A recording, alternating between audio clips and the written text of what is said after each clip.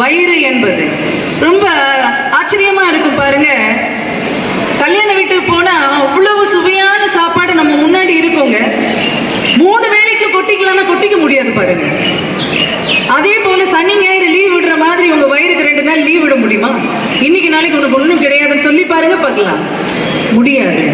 அதனால தான் ஔவை சொன்னாங்க. ஔவையார் தெரியும் உங்க எல்லாருக்கும்.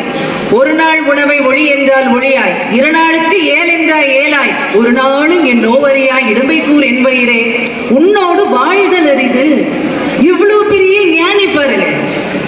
1 நாள் சாப்பாட 1 நாள் உணவை ஒளி, சாப்பிடாம இரேன்னு கேட்டாலும் இந்த வயிறு கேட்க மாட்டேங்குது. 2 நாளுக்கு சேர்த்து சாப்பிடனாலும் கேட்க மாட்டேங்குது.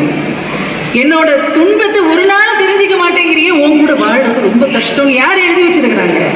ஔவையார் எழுதி வச்சிருக்கிறாங்க. ஆகவே வயிறு என்பது ரொம்ப விசித்திரமான படைப்பு. அதுல பசி என்பது மிக கொடுமையான விஷயம்.